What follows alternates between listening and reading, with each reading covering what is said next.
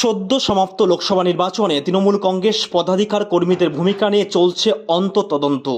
দলে থেকে বিরোধী দলের হয়ে কাজ বা সমর্থন করেছে এরূপ নেতাকর্মীদের চিহ্নিতকরণ করে বহিষ্কার প্রক্রিয়াকরণ শুরু করেছে তৃণমূল কংগ্রেস। সেইরূপ 2024-এর লোকসভা নির্বাচনে দলবিরোধী কাজ করার অভিযোগে রামপুরহাট শহর তৃণমূল কংগ্রেস কমিটির সাধারণ সম্পাদক পদসহ দলের সদস্য পদ থেকে সুদেব দাসকে আগামী 6 বছরের জন্য বরখাস্ত করা হয়। সাংবাদিক সম্মেলন করে সে কথা ঘোষণা করেন রামপুরহাট শহর তৃণমূল কংগ্রেস কমিটির সভাপতি সৈয়দ সিরাজ জিম্মি। তিনি বলেন, লোকসভা ভোটে দলবিরোধী কাজ করার অপরাধেই মূলত দল থেকে বহিষ্কার করা হলো রামপুরহাট 1 নম্বর ওয়ার্ডের প্রাক্তন কাউন্সিলর সুদেব দাসকে। বুথ স্তর সহ বিভিন্ন স্তর থেকে তার বিরুদ্ধে দলবিরোধী কাজের অভিযোগ ওঠে, তারপরেই এই সিদ্ধান্ত।